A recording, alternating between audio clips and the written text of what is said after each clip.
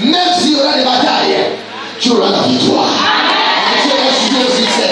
Parce qu'il y a quelque chose sur toi, il y a quelque chose sur ta vie, sur ta tête. Et tes ennemis n'ont pas cette chose-là. Cette chose-là, c'est l'onction de Dieu. C'est la présence du Saint-Esprit. Alléluia. Et lorsqu'on parle, on va revenir dans notre texte que nous avons lu. Il y a trois choses, ou alors trois dimensions, trois niveaux d'onction, ou alors de présence du Saint-Esprit dans nos vies. Lorsque vous lisez bien la Bible parle du Saint-Esprit avec le monde, avec nous. C'est une première dimension.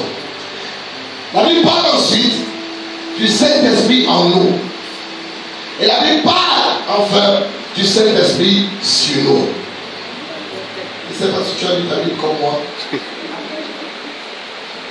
Le Saint-Esprit, même les pécheurs, même les marabouts, les sorciers, tout le monde, le Saint-Esprit est avec tout le monde. Ça peut paraître peut-être bizarre, mais c'est une vérité. Le Saint-Esprit avec le monde, et Jésus ajoute, pour convaincre le monde du péché, de justice et ensuite du jugement. Donc Dieu permet que le Saint-Esprit soit avec le monde pour un objectif, convaincre les pécheurs. Allô? Mais toi et moi, cette dimension, nous avons dépassé le Saint-Esprit avec nous, avec le monde.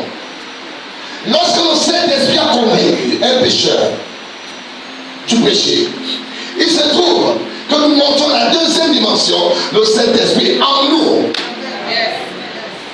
Dans 1 Corinthiens chapitre 6, la Bible nous dit ceci: ne savez-vous pas que votre corps c'est le temple de Dieu et que le Saint-Esprit est en vous? Nous parlons de l'onction. Le Saint-Esprit en nous. Et lorsqu'il est en nous, il produit ce qu'on appelle le fruit de l'Esprit. Dans Galates chapitre 5, verset 1. Lorsque le Saint-Esprit entre les gens, il produit l'amour, la paix, la bonté, la bénignité, la patience, la maîtrise de soi et tout ce que vous connaissez. Dans Galates chapitre 5, à partir du verset 20.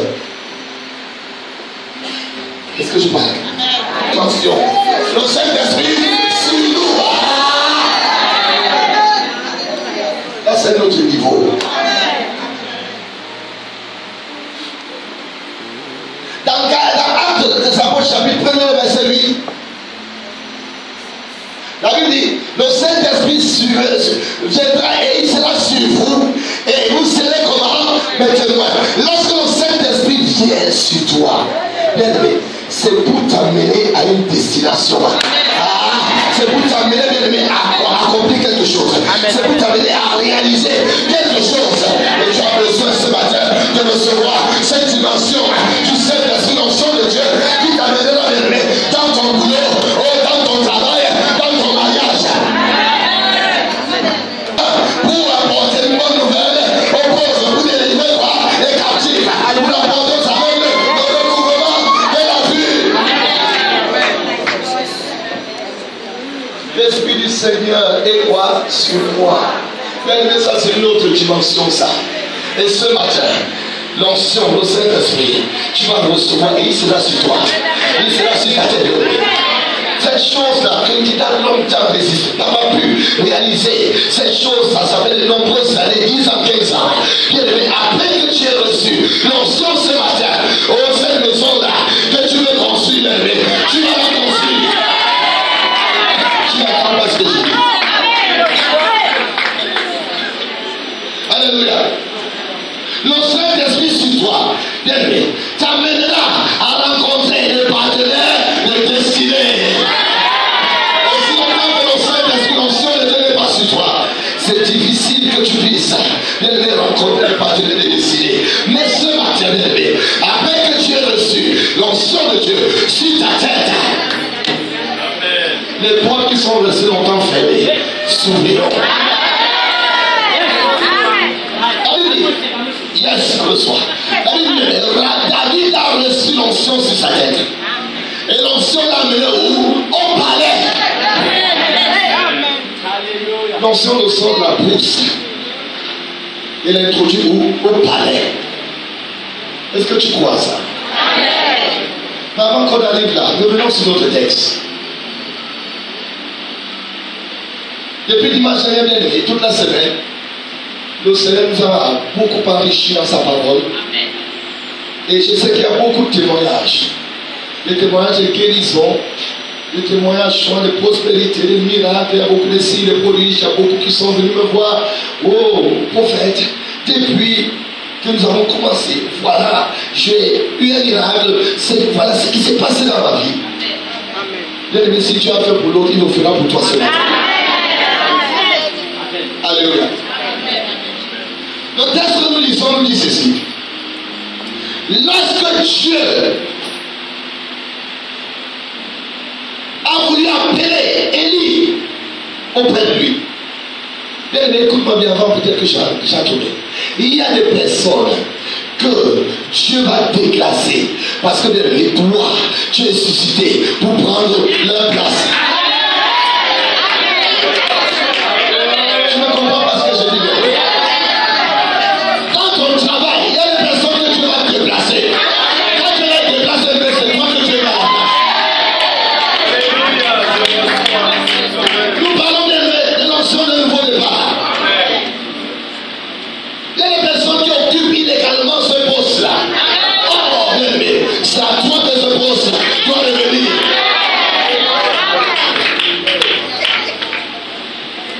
La Bible dit quand Dieu a voulu placer Élisée. Alléluia. La Bible dit Élisée et Élie marchaient ensemble. Élie ressent ici là que non, l'heure est venue où il est en train d'être déclassé. Il est en train d'être déplacé. Dieu veut le changer. Dieu veut mettre une autre personne à sa place. Et les deux marchent ensemble. La Bible dit marcher vers Gilgal. Or, lorsqu'on prend la définition de Gilgal, qu'est-ce que veut dire Gilgal? Gilgal veut dire un cercle. Gilgal veut dire le lieu d'un nouveau départ. Oh, je vois des personnes à la Gilgal ce matin. Je vois une femme qui a son Gilgal ce matin. Je vois un homme qui a Gilgal ce matin. Alléluia. La Bible dit ils marchaient ensemble. Ils marchaient vers Gilgal.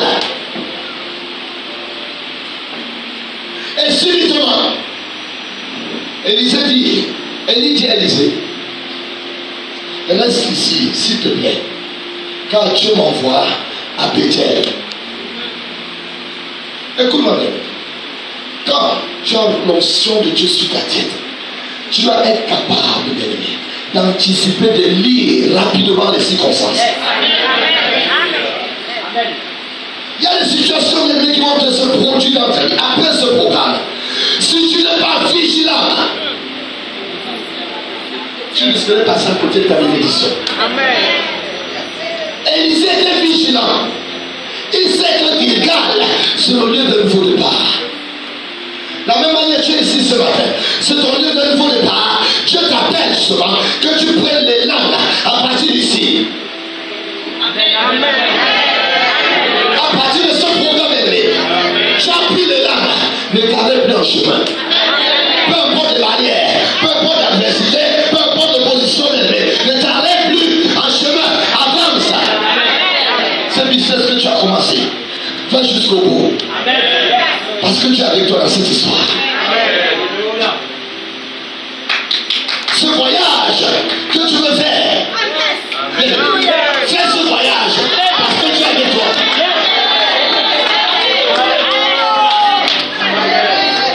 Nous parlons de Gilgal, le lieu de nouveau départ. Et cette décision où tu es en train de tergiverser, est-ce que je dois faire, je dois pas faire, parce que tu as Gilgal ce matin, bien aimé, prends cette décision. Je ne sais pas si je te parle ce matin. Parce que si tu sors d'ici de vie, tu continues à faire pareil. Attention, tu risques de demeurer à Gilgal. Lorsque tu as Gilgal, attention, Élie peut te demander de rester à Gilgal car lui il va à Bethel.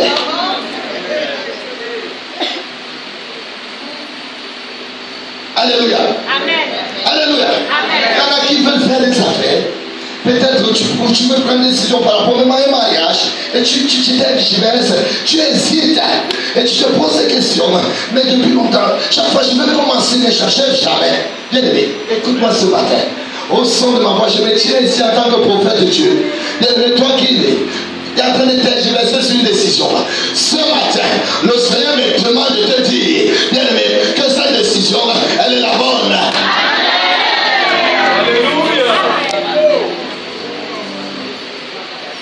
Alléluia. Amen. Alléluia. Amen. Car Gilgal, c'est le lieu d'un nouveau commencement. C'est le lieu où Dieu te positionne pour tracer le chemin devant toi. Reçois ma fille. Gilgal, c'est le lieu que Dieu t'a mis et il est en train de déblayer le chemin. Il trace le chemin pour toi. Élisée lui dit, reste là, Dieu m'envoie à Bethel. Et recevons bien que Élisée avait l'onction de Dieu sur lui. Il savait bien anticiper. Il savait lire les situations. Et il dit à Élie, non, homme de Dieu, le Seigneur est vivant. Et je sais que ton âme est vivante. Partout là où tu es là, tu vas à Bethel, je vais à Bethel avec toi. La Bible dit, tous ensemble arrivèrent à Bethel. Quand ils arrivent à Bethel, oh, qu'est-ce que veut dire Bethel? Bethel veut dire la maison de Dieu. Lorsque tu es dans un processus d'un nouvel envol, un nouveau départ, il est important qu'il y ait un Bethel sur ton chemin. Parce que c'est à Bethel que tu te ressources. C'est dans la maison de Dieu, mais tu viens tout le temps.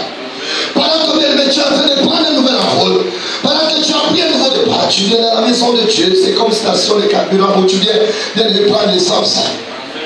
Lorsque la voiture n'a plus d'essence, tu t'arrêtes à la station. Parce que si tu continues, ça va te laisser en chemin.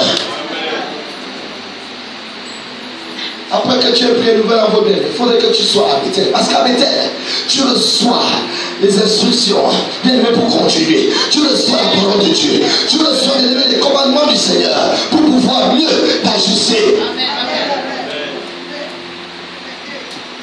Est-ce que je parle à quelqu'un?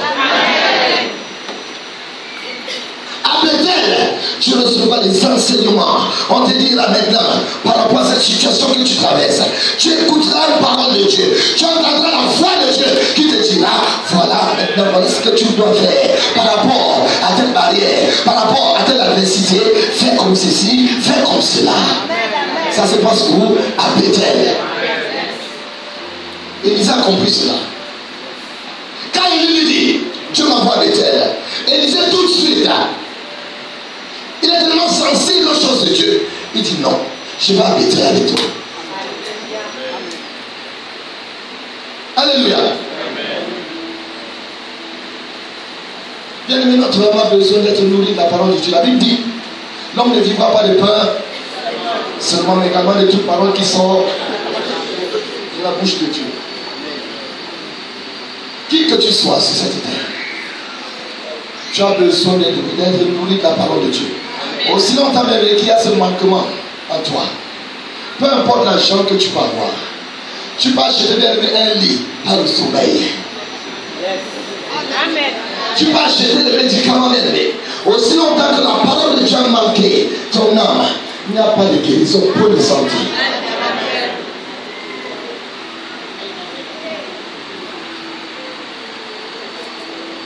Pardonnez-moi, mais tu peux acheter le sexe, mais ne mets pas d'amour. Pourquoi? Parce que ton âme a besoin d'être nourrie la parole de Dieu. Et ça se passe où? À Bethel. Tu as besoin de Bethel dans ta vie. Pendant que tu prends un nouvel envol, l'envol de l'aigle, il est important que tu viennes t'abriter au rocher qu'on appelle Jésus. Pendant que tu es fatigué du vol, que tu viens t'agripper au rocher, l'aigle s'agrippe sur le rocher et il se ressource pour mieux prendre un autre envol. Tu as besoin de Bethel sur ton chemin. Tu as besoin de Bethel pour continuer. Tu as besoin de Bethel infériorité sur tes ennemis. Élisée l'a compris. Quand bien même, Élie lui dit, reste là. Il dit non. Aussi loin que tu es vivant, ton âme est vivante. Je te quitte point, je vais avec toi. Et la Bible dit bien qu'il y avait des fils de prophètes qui étaient là. Écoutez, lorsque tu es avec elle, lorsque tu es dans la présence de Dieu, bien-aimé, Dieu te prévient toujours des dangers à venir.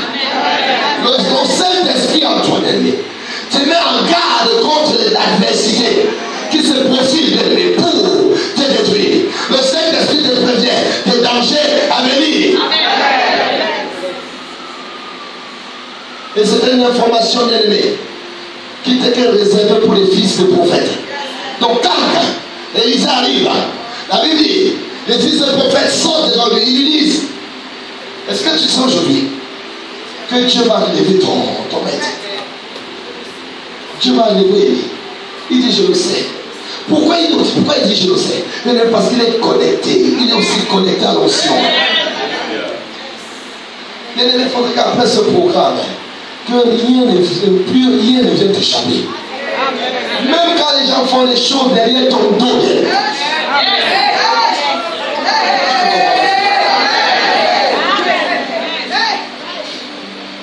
Même quand tu es victime de la médisance, tu es victime du mouchardage, que le Saint-Esprit en toi te rend capable de repérer. Et je déclare que cette onction arrive dans la vie. Tu reçois cette onction, tu reçois cette onction, tu reçois cette grâce, tu reçois cette faveur.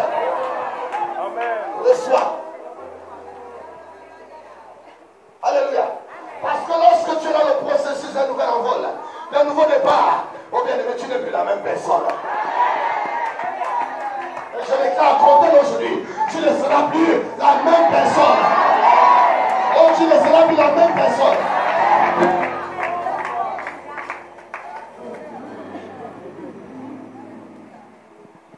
Vous savez ce qui s'est passé avec Élisée? Élisée vient la Bible.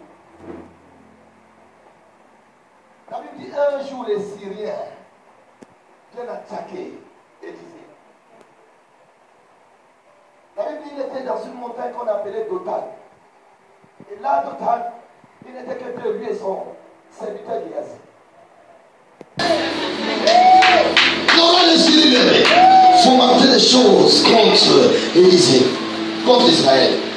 Mais il se trouve, toutes les fois qu'il devait entamer les hostilités, rien n'aboutissait. Un jour, il est fâché. Il est aigri. Il dit à son conseil, il y a un traître parmi nous. Il dit, qui est le traître? Dénonce-toi maintenant. Il y a un qui se lève et lui dit, écoute, grand boss, il n'y a pas de traître au milieu de nous. Nous tous, nous sommes des personnes loyales. Nous te sommes loyales. On ne t'a jamais trahi. Il dit, mais pourquoi donc chaque fois qu'on fomente contre quelque chose, contre Israël, lorsqu'on va attaquer Israël, ça n'aboutit jamais? Et le monsieur lui dit, non, c'est que tu as oublié quelque chose. Il y a un homme là-bas qu'on appelle Élisée. Il écoute même quand tu parles dans ta chambre avec ta femme. Je déclare, mais tous qui parleront dans leur chambre contre toi,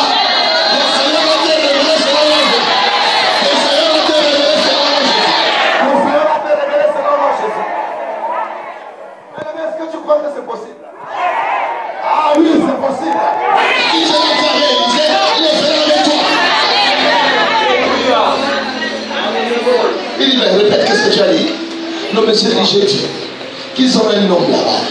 Tout ce que tu parles avec ta femme dans ta chambre à coucher, il le sait. Il est au courant. Du coup, le gars, il se dit, mais voilà l'opium à battre. Donc, il faut attaquer Élisée. Il faudrait que toi et moi nous arrivions à cette dimension. Si tu as fait hier avec Élisée, la Bible dit qu'il a mis un nombre de changements, de variations. Ça veut dire qu'il peut faire avec toi, il peut faire avec moi. C'est pas pour rien, bientôt on va commencer à t'appeler sorcier, sorcière. Lorsqu'on t'appelle comme ça, tu dis je suis le sorcier de Jésus.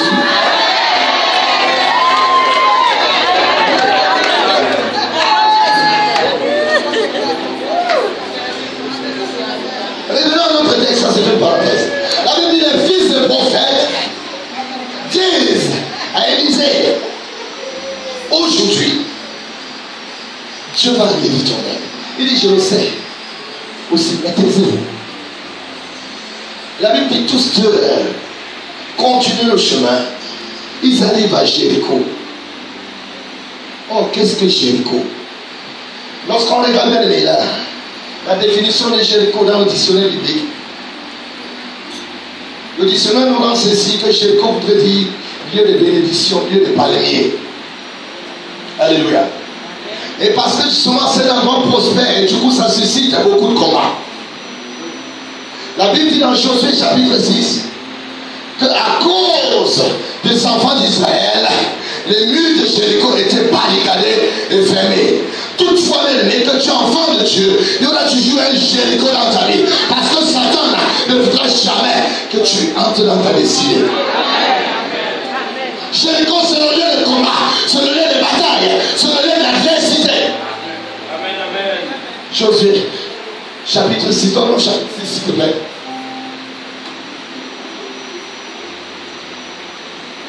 À partir du verset 1er. Jéricho était fermé et barricadé devant les enfants d'Israël. Personne ne sortait et personne n'entrait. Le verset 2. L'Éternel dit à Josué, vois, je livre entre tes mains Jéricho et son roi, ses 20 soldats. Bien aimé, il y aura toujours dans ton processus de nouveau départ dans ta vie, il y aura toujours un Jéricho. Combien de personnes traversent Jéricho aujourd'hui? Où tu vis de fortes oppositions, une forte adversité dans ta vie. C'est Jéricho qui se dresse devant toi, barricadé et fermé. Il dit, tu ne vas pas entrer et personne ne sortira. Lorsqu'on a Jéricho, parfois tu crois comme impression que le ciel tombe sur ta tête. Tu pries, tu pries, tu pries. Ah, la montagne est là devant toi et se dresse. Tu te consacres davantage au Seigneur. C'est alors que tu as des fortes adversités partout. Ça, c'est Jéricho. Et ça ne devrait pas t'étonner. Parce que dans le processus de nouvel envol, il y a un Jéricho sur ton chemin. Maintenant, tu ne dois pas, t'effrayer devant l'adversité. Tu ne dois pas t'effrayer devant le combat. Tu ne dois pas t'effrayer devant la montagne. Parce que Dieu a dit à Josué, regarde bien Jéricho. Moi, Dieu, je vous livre Jéricho. Oh, ce matin, je m'envoie te dire qu'il te livre Jéricho. Il faut savoir, que malgré l'opposition, malgré l'adversité, malgré les montagnes, malgré les combats, Dieu t'a dit qu'il te livre quoi? Jéricho. Et tout ce que tu as fait, c'est de te tenir sur cette parole. Dieu t'y a dit, je me tiens sur ta parole. Tu as dit, Seigneur, tu me livres Jéricho. Un enfant de Dieu s'effraie devant Jéricho.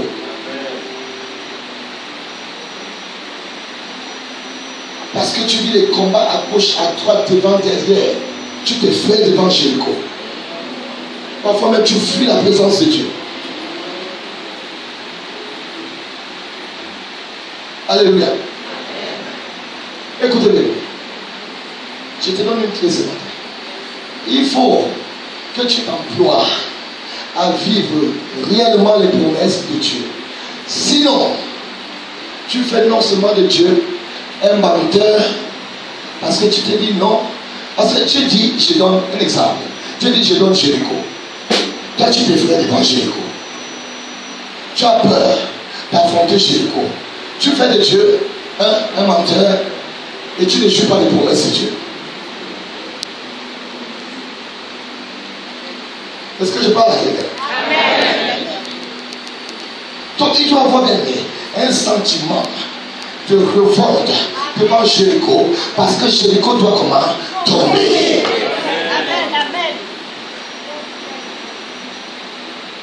Un jour, Dieu dit au peuple d'Israël, il dit, voilà vos ennemis qui sont en face. Regardez-les parce qu'ils sont comme des personnes qui sont déjà assujetties, abattues. Donc vous irez tout simplement et vous allez prendre possession de leur héritage. Ne vous effrayez pas devant eux. Parce que si vous effrayez, moi aussi je vous ferai comment? Trembler. Je vais lui bien nommer cela, ça a failli éclater mon tympan. Dieu dit que si tu t'effraies devant tes ennemis, lui-même il va contribuer à t'effrayer.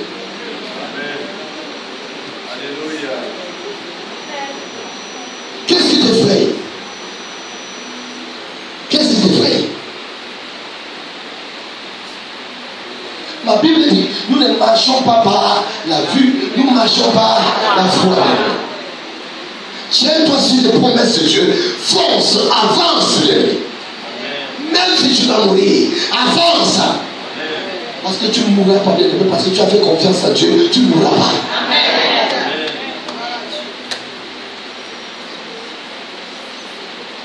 Alléluia. Alléluia. Tu ne vas pas t'effrayer devant Jéricho. Et la Bible dit, mais les deux ont continué. Et là, il y avait encore des fils de prophètes qui sont sortis. Ils ont dit la même chose. Élisée dit aussi vrai que le Dieu est vivant et que ton âme est vivante, je ne te laisserai pas. Ils l'ont suivi.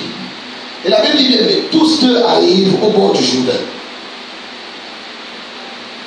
Le Jourdain, c'est le lieu de la décision, de la détermination.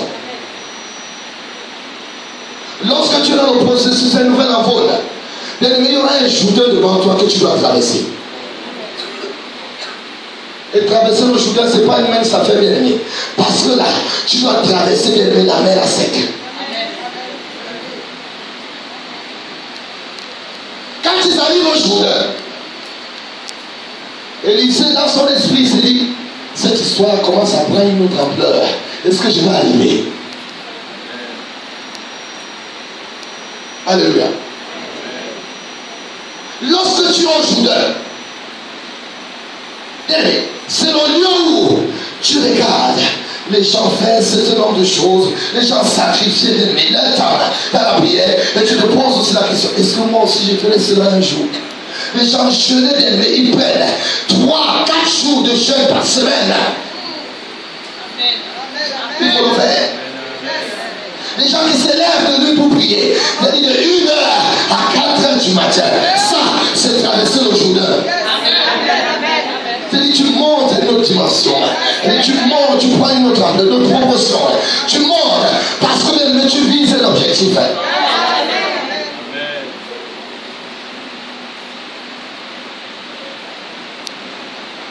Allez, marquez dans cette histoire. Depuis qu'il marche,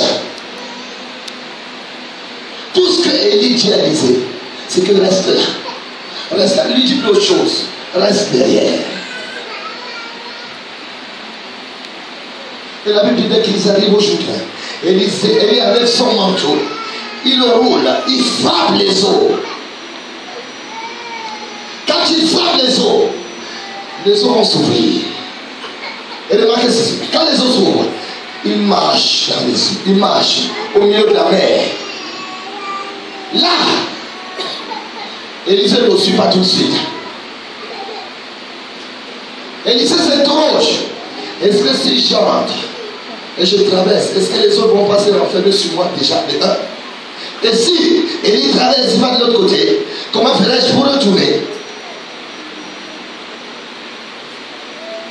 Il pense, il réfléchit, Quand il a mûri la réflexion, la Bible dit qu'il a suivi Élie au milieu de la mer. Quand ils ont traversé la mer, là maintenant il va se passer quelque chose.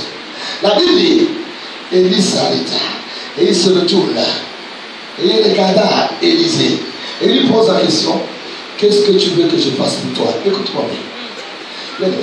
Dans le processus d'un nouveau départ, il y avait des choses à faire. Et lorsque tu les auras faites, c'est là où Dieu, le ciel va s'arrêter pour te demander, qu'est-ce que tu veux que je fasse pour toi?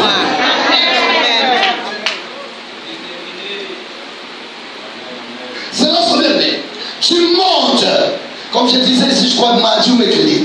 Lorsque tu vas plus loin dans la prière, tu vas plus loin dans l'amour du prochain, tu vas plus loin dans la vie de consécration, tu vas plus loin dans la vie de lecture de la parole de Dieu, tu forces, tu creuses.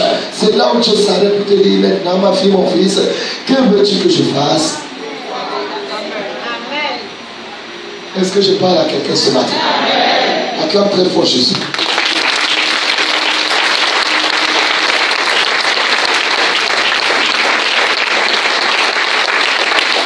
Écoutez, cette question ne vient jamais au hasard.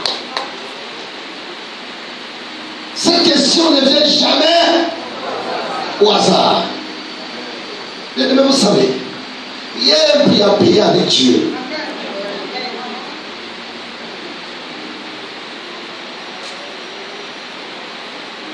Parfois, mais nous voulons l'onction, nous voulons les bénédictions, là, d'une manière spontanée. C'est vrai, Dieu peut le faire. Il est Dieu, il fait comme il veut.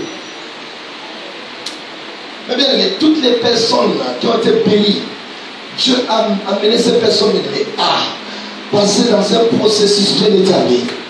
Afin que ces personnes viennent à prier un prix. Et pendant qu'elles étaient en train de passer dans ce processus, Dieu est en train de bâtir un caractère. Je te pose la question. Il y a des bénédictions que si Dieu te donne, que si tu n'as pas la capacité de pouvoir administrer ces choses, tu vas les perdre. Donc Dieu, il n'est pas bête. Il n'est pas stupide. Il sait ce qu'il fait.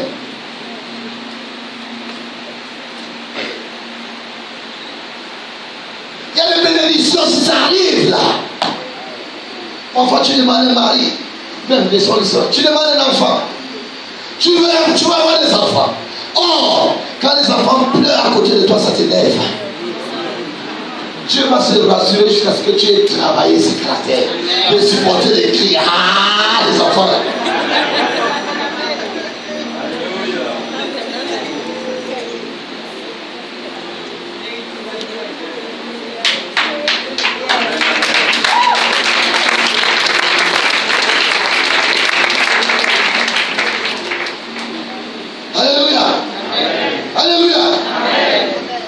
Est-ce que tu veux que je te parle ce matin?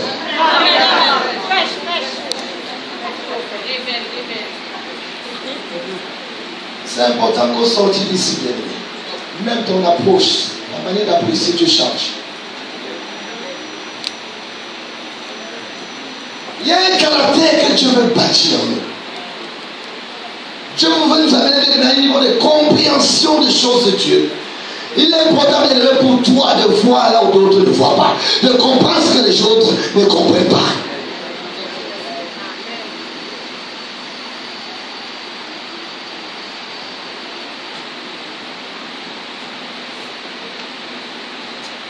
Tu as besoin d'un travail. Oh, toi, tu te réveilles toujours à 9h30. Quand tu veux que Dieu te donne du travail, quand tu te réveilles à 9h30 tout le temps et tu attends que Dieu va te donner le travail.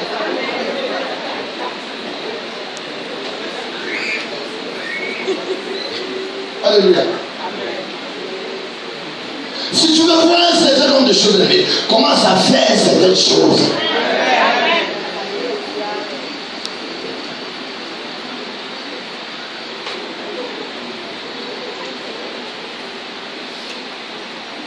Alléluia. Alléluia. Comme j'ai dit ça à quelqu'un une fois, tu veux être un homme de Dieu, mais tu vas être un homme de Dieu puissant, tu vas avoir une notion forte et tout et tout. Tu es dans l'incapacité d'évangéliser même des personnes à tes côtés. Il y a un souci, il y a un problème.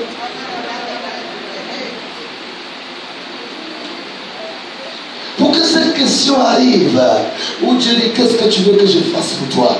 Bien aimé, Dieu se rassurera d'abord qu'il y a un certain nombre de choses justement qui ont été ajustées pleinement dans ta vie. La Bible dit, si tu n'es pas fidèle dans les moindres choses, tu peux non plus l'être dans les grandes choses.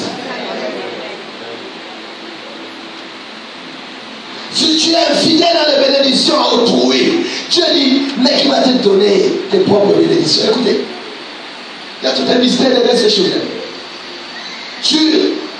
Tu travailles par exemple pour quelqu'un. Oh bien, mais tu dois être fidèle. Tu dois faire ton travail convenablement là où tu travailles, là où tu bosses. Mais toi tu arrives, il y a tout un désordre, les choses sont balancées n'importe comment. Et puis dans ton esprit tu dis, de toute façon c'est pas à moi. Qui va te confier pour toi? Qui va te donner pour toi? Ça, sont les mystères de la parole de Dieu. Si tu es fidèle aux choses qui sont à autrui, qui te confiera pour toi-même? Est-ce que quelqu'un comprend ce que je dis? Amen.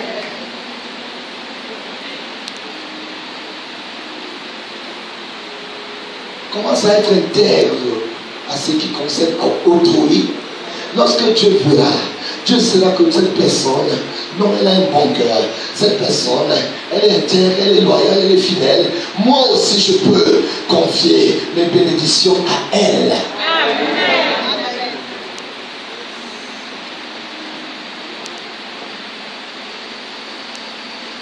C'est pas parce que ça ne t'appartient pas, c'est pas pour toi que tu dois, c'est pas moi, bafouer, faire n'importe quoi.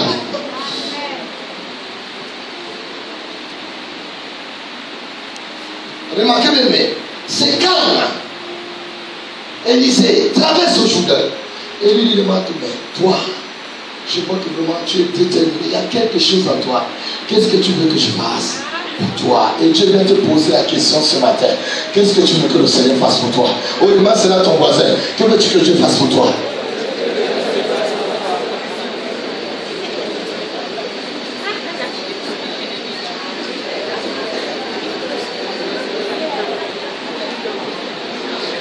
Bien, écoute. Quand par exemple tu es en charge de garder les enfants autrui, bien, traite-les comme tes propres enfants. Écoute-moi bien. Écoute-moi bien. C'est pas parce que c'est pas tes enfants que tu gardes les enfants et que tu vas les traiter n'importe comment. Considère que tu vas les traiter n'importe comment. Même si bien aimé, tes enfants ne sont pas près de toi, là où ils sont, les gens vont les traiter pareil. C'est le mystère bien aimé de Dieu. La Bible dit c'est qu'un homme sème, le moisson. Parfois nous crions, oh nos enfants, oh ceci, cela, oh ceci, cela, mais comment traitons-nous donc les enfants autrui?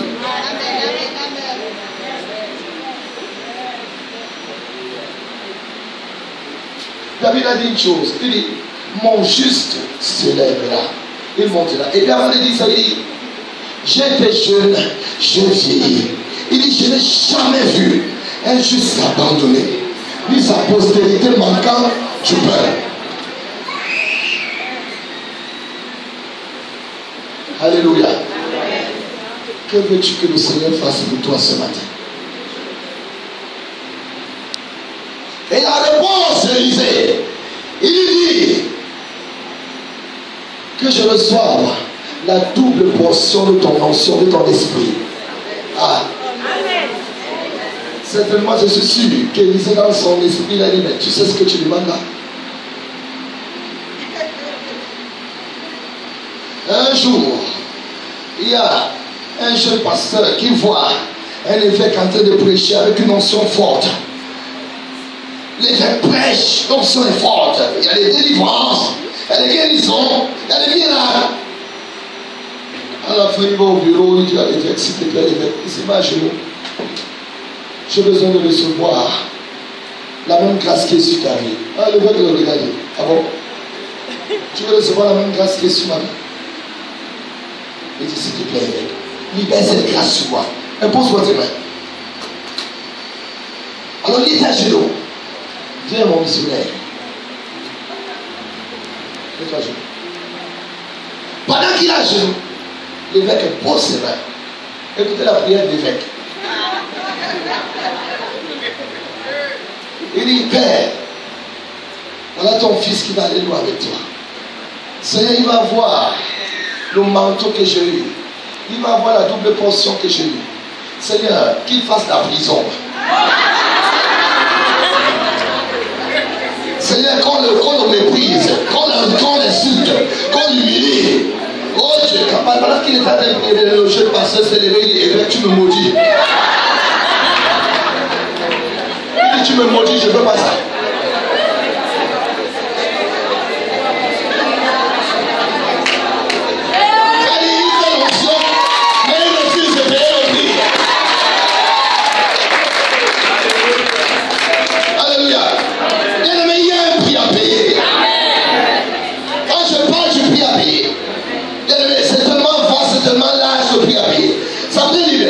Même devant les injustices, bien-aimé, tu dois supporter, tu dois dire oui, je dois payer le prix. Pourquoi tu fuis les injustices? Pourquoi? Parce que toi, on t'a calomnié un peu, on t'a parlé, c'est pas d'une certaine manière, et du coup, ça dit pour toi, ça a été une occasion de chute. Tu dois payer ce prix. Tu as ton passé, il y a un prix à payer.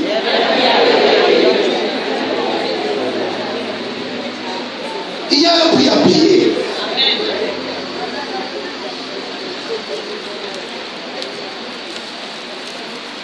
Bien-aimé, Dieu va te mettre parfois avec des personnes extrêmement invivables.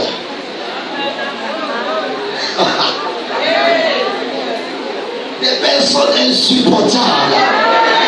Écoute-moi bien. Nous parlons de l'énoncé d'un nouveau départ. Je te prépare à ça même. Pour que tu ne fuis pas quand ça arrive. Et que tu saches que Dieu est en train de te bâtir un caractère.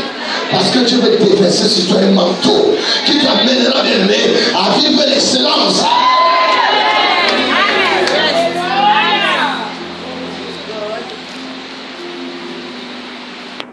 Alléluia. Quand tu dois payer le prix, pendant que les autres dorment, à 5 ou 4, tu es debout. 4 heures, tu ne te retrouves pas au lit, ou 5 heures, tu ne te retrouves pas couché. Tu es debout pour prier. Pendant que dans ton service, tu es victime de la médisance, des calomnies, tout ça. Mais tu ne réagis pas, tu ne répliques pas. Tu dis j'accepte. Je dois payer le prix. Il y en a qui n'aiment pas ça. Acclame très fort le Seigneur.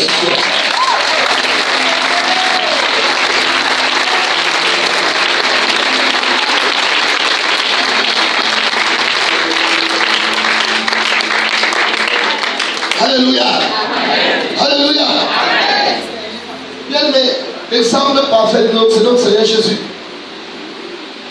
La Bible dit qu'elle insultait, il ne rendait pas quoi? L'injure. Méprisé, bien élevé, il était toujours pareil. Et jusqu'à cela, quand il perd, pardonne-leur quand ils ne savent pas ce qu'ils font. Et la Bible dit, à cause de cela, Dieu lui a donné le nom qui est au-dessus de tout nom, afin qu'au nom de Jésus, tout genou fléchisse dans les cieux, sur la terre, et sur la terre, que toute langue parle, que Jésus-Christ est Seigneur. Pendant que tu payes le prix d'ennemi, il y a des gens qui viendront fléchir genoux devant toi. Arrête de te défendre. Arrête de lutter dans la chair. Ma Bible dit, Élie va répondre à Élisée. Tu demandes quelque chose de difficile. Cependant, alors toutefois, il dit, mais c'est quand même possible. Il dit, ce que tu demandes là, c'est difficile. Mais c'est faisable. Qui croit que son manteau est possible ce matin? Qui croit que son onction est possible ce matin? Et il dit ceci: si tu me vois, quand je serai comment? Enlevé. Il dit, si tu me vois, écoutez-moi, analysons un peu ces quelques mots. Il dit, si tu me vois, en d'autres termes, ça veut dire, partout là où Élie va, même aux toilettes, il dit, Élisée doit le suivre. Je ne sais pas si tu comprends comme moi. Il dit, si tu me vois, il dit, même quand il est en train de prendre sa douche là, il dit, Élisée doit être en train de quitter. Mais on ne sait jamais.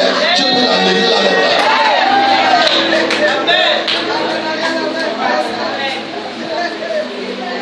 Mais si tu ne me vois pas, moi je parle avec mon onction. Si tu me vois, quand je sais comment enlever, bien aimé, ça appelle à la détermination. C'est pas tout le temps bien aimé qu'il y a des programmes comme ceci. Mais il est important, bien aimé, justement, de s'accrocher comme Élisée. Tu es toujours en train de guetter. Tu dis, on ne sait jamais, ça peut être pendant ce programme-là. Je ne loupe pas, je guette.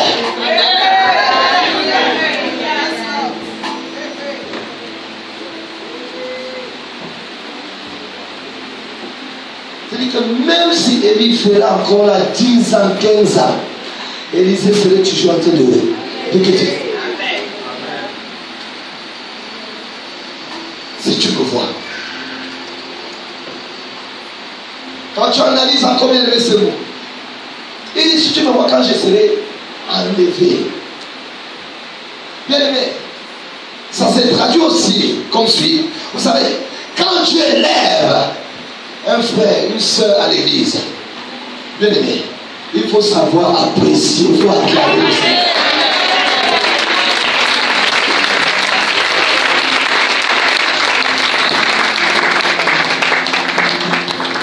Si toi tu es écrit quand tu bénis une personne, si tu ne sais pas apprécier quand tu es en train d'élever,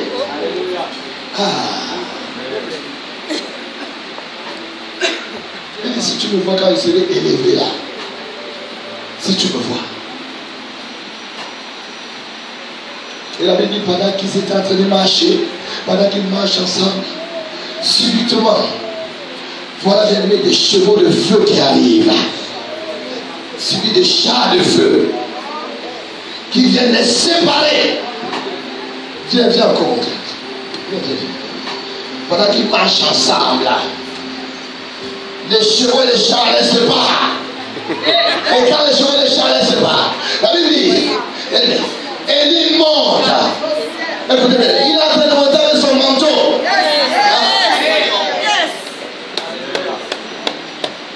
Il est en train de monter avec son manteau. Oh, c'est le manteau qu'Élisée est en train de viser.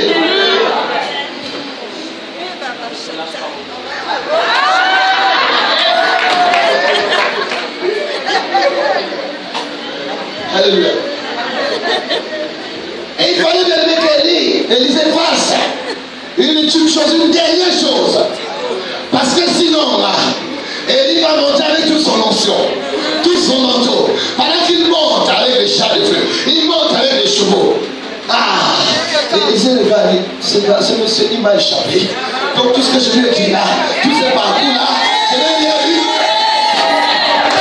C'est alors que qui va crier, mon père, mon père. Oh, si tu veux crier mon père, c'est mon père.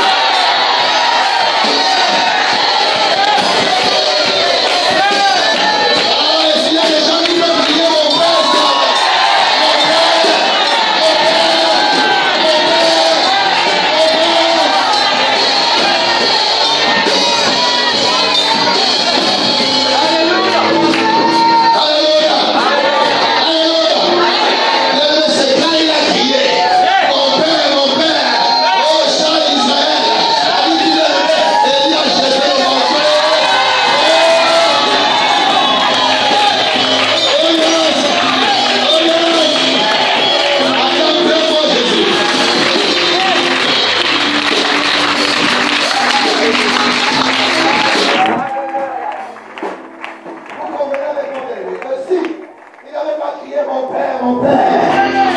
Élie s'est parti avec son manteau. Il y a des situations où tu dois crier, mon Père Jésus, mon Père, envoie le manteau. Je dois crier ce matin.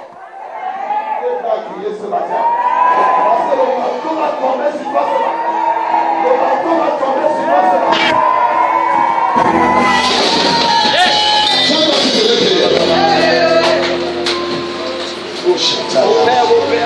Mon Père. Alléluia. Ce matin, tu dois recevoir le manteau. Après que tu aies reçu le manteau d'Élie, tu recevras l'huile sur ta tête. J'ai promis ces deux choses.